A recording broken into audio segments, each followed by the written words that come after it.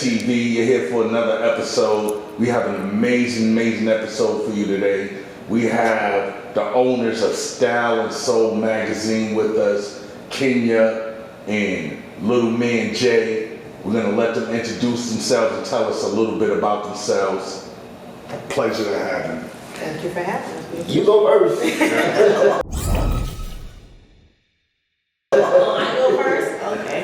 Well, my name is Kenya. I am the founder of the magazine. I'm a mom, I'm a model, photographer. I'm all around just me. Just who I am, you know.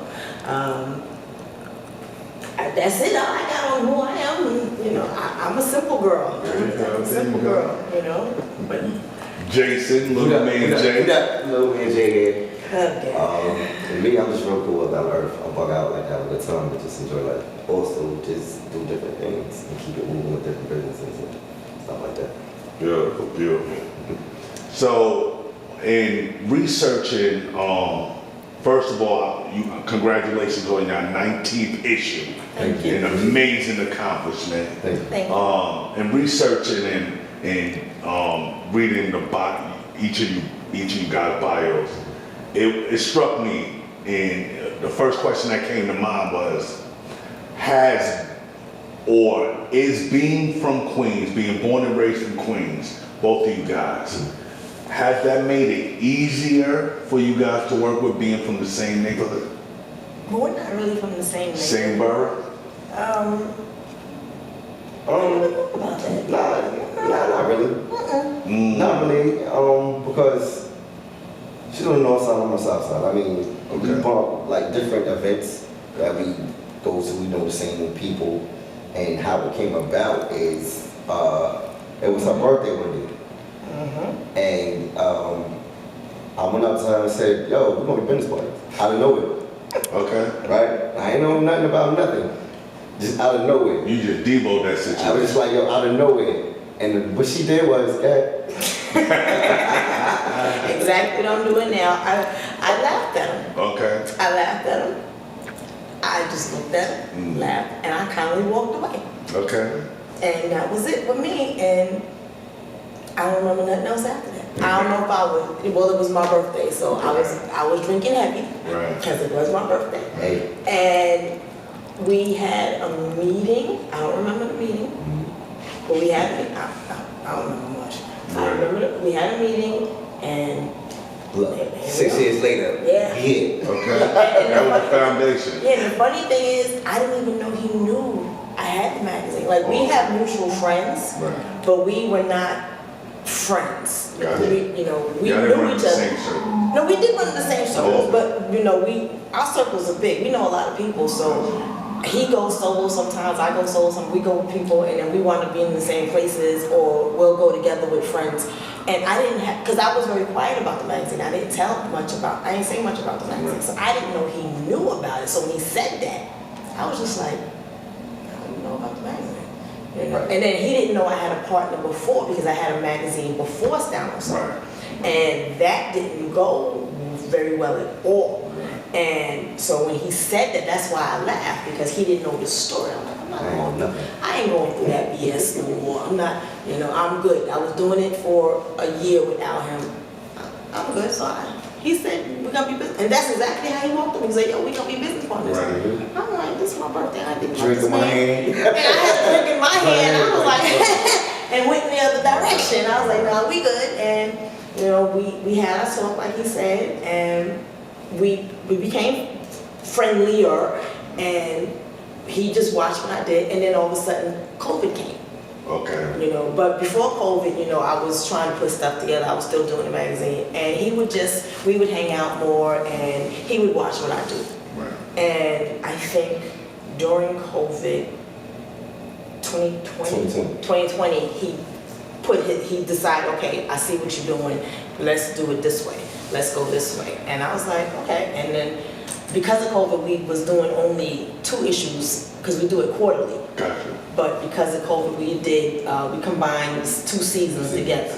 And that's how he put his, I won't say 2 cents, because for the first time dealing with a previous partner, If I put in 100, he puts in 100. If I don't put in my 100, he be like, nah, but you get your ass up, do what you gotta do.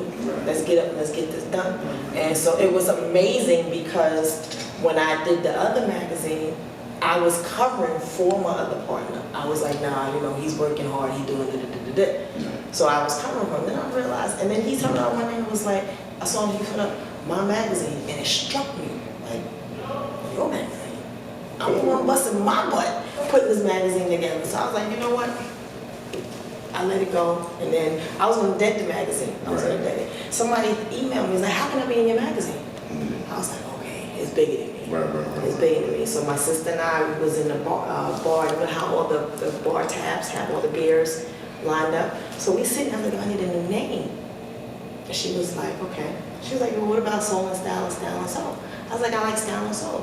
Right sitting in front of her was a beer tab that said Soul and Style Beer. Wow. And I was like, okay, all right. So I went and changed it with the Style and Soul magazine. I had some people in Texas. I went down to Texas, did the first issue. Ran a couple of, because I've been doing photography for years, so I already knew designers and all, so I was putting that together. And the first issue came out in spring of 2018. Nice. And then we went. Speaking on that, not to interrupt you, but speaking on that, what comes to my mind is you had a negative experience with a previous partner. He comes up to you as bold as he came up to you. You're gonna be my business partner, right?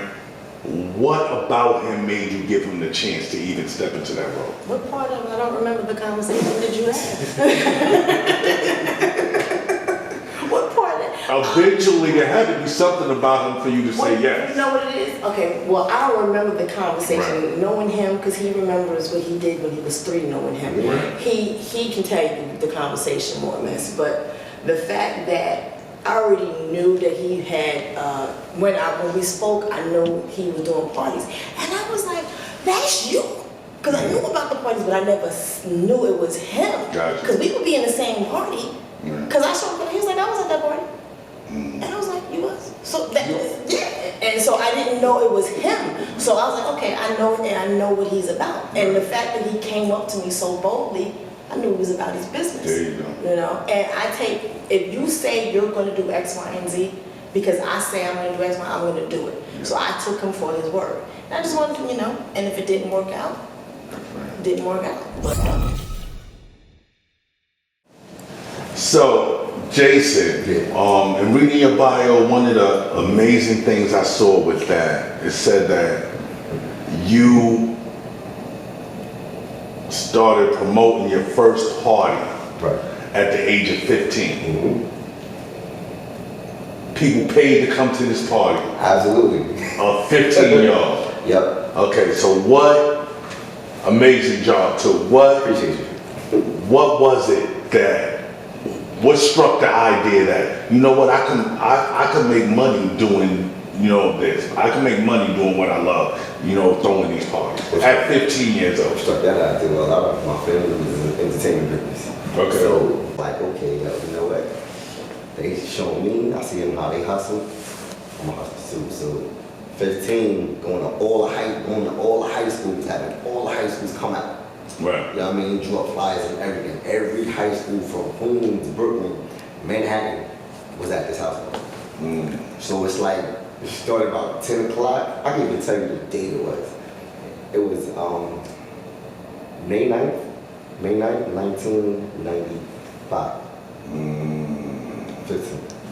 Right. Everybody was there. It started at 10 o'clock. Nobody wanted to leave. They kept going to like 4 in the morning. Cops came.